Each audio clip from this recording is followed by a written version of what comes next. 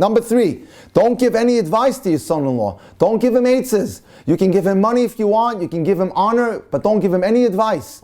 He might take your advice, he might listen to it, but he doesn't want it. If he comes and he asks for advice, you can say something to him, but make it a point.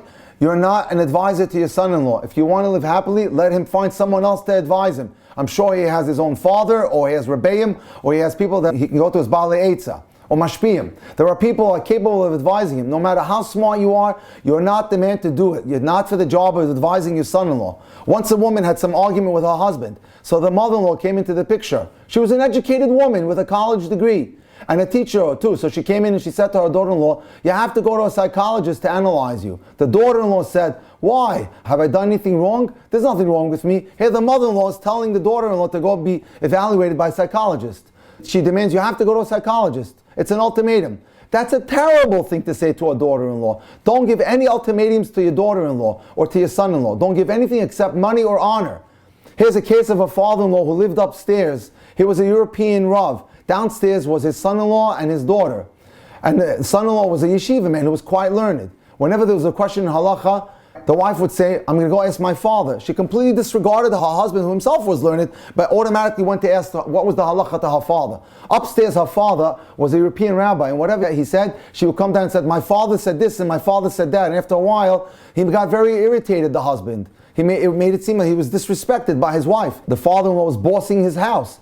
There are certain things that you should not do, and one of them is to go around your husband like that and make him look inferior. Therefore, it became so bad that they broke up, this couple. A tragedy took place. It started just because the father-in-law was giving halachas or telling them what the law was to his son-in-law without being asked by his son-in-law. If he didn't ask you, then don't volunteer it. So don't paskin any questions or any halacha unless your son-in-law asks you. And if you have to live nearby, watch out. If you live upstairs, Hishamar lecha, be careful. And be very careful. I will tell you, in my personal life, I had the opportunity to have bought the house right next to my parents where I grew up. It was owned by an old widow who passed away. But I remember it very clearly when I was in my teens that Rav Avigdor Miller taught us, Rachok zematok, far is sweet. I knew that the worst thing I could possibly do is move into a house right next to my parents. That wasn't the healthy thing. As the rabbi tells us, Yishamer lecha, if you live upstairs or next door to your parents or in-laws, be very careful. Be very, very careful. It's not a healthy thing. By the way, it's good advice to stay as much as possible out of your son-in-law's house. You should have simchas when you go there. But he says, be careful. Keep your foot scarce from the house of your fellow man. Don't go frequently to your son-in-law's house. It's your daughter, so be scarce. They'll like you better. Don't be overseen in your son-in-law's house. It's a very important principle, and if you want to have a great relationship, don't butt in too much. Sometimes if your son-in-law says something to you that's fresh chutzpah, it sometimes happens. Maybe you're saying a Devar Torah, and he says, oh, it's nothing, and he belittles you Devar Torah, and you tell him about your Rebbe, and he says, that Rebbe said nothing. Keep quiet. Don't answer back. Oh yes, it's a chutzpah of your son-in-law. It's a big mistake, but nevertheless, don't answer him back. It'll escalate into a full war. Keep quiet. The relationship between the father-in-law and the son-in-law, and the relationship between the mother-in-law and the daughter-in-law is like expensive china.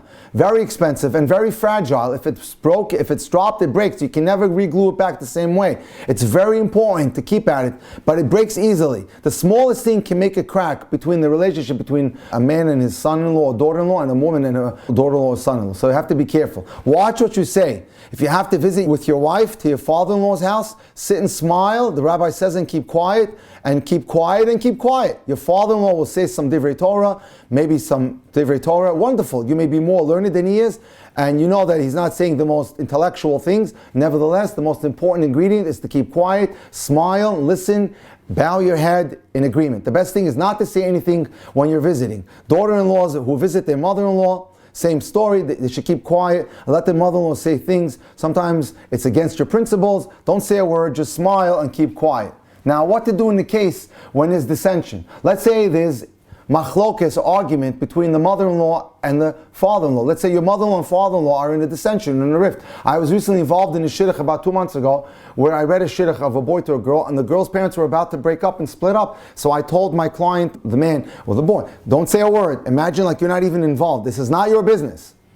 Be on the best friend with both of them, Rabbi Avigdor Miller says, and both of them. Sometimes, Khalila, they separate. Be on good terms with your mother-in-law and your father-in-law. Of course, one shouldn't know that you went to the other one. If your father-in-law knows you go to your mother-in-law after he separates from her, he'll hold it against you. So don't tell them you're visiting the other. They shouldn't know that. But your job is to be the best friend with both of them, even if they have split up. And as I said before, when you do visit them, don't say a word to her against her ex-husband or to him against his ex-wife. Just keep quiet. Make like you know nothing. Now we're going to talk about a very important principle, which I think is a very big yesod, the foundation of all things. The Mishnah tells us, all my days I grew up amongst wise men. Shimon beno Omer kol yamai gedalti ben chachamim. All my life I grew up with wise men. V'lo matzati laguf tov l'shitika. I did not find anything as good for the health of the body as silence. He didn't say for the neshama.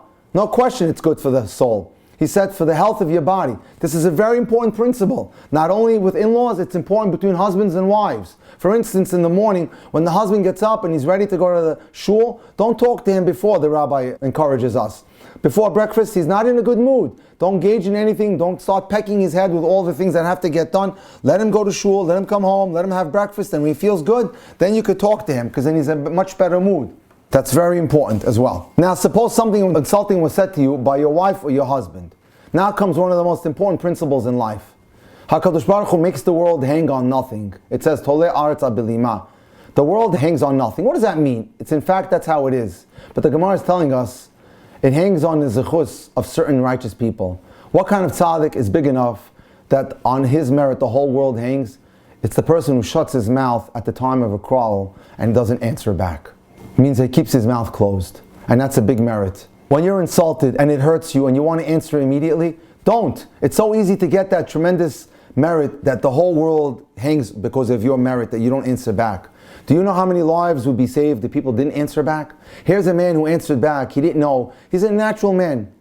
His wife insulted him. He answered back. He ended up getting diabetes. As the rabbi used to tell us often, diabetes is a consequence of anger and harsh language and lots of fighting and arguing. You know what diabetes means? That metabolism is upset. He's a diabetic now. He's a sick man. All his life he has to watch out because he was not able to contain himself. He answered back. He became excited. A word for a word, and then there's fire. And what happens? He becomes excited. His kidneys become excited, and now he's a sick man. And the rabbi says, I once visited a man who was blind and living by himself in an apartment, lying there by himself. How did it happen? And the rabbi says, the man told me he used to get into fights with his wife frequently. And the result was he became a diabetic from all the screaming and the shouting. Then he became blind, and then his wife left him. Now he's all by himself, a sick old man.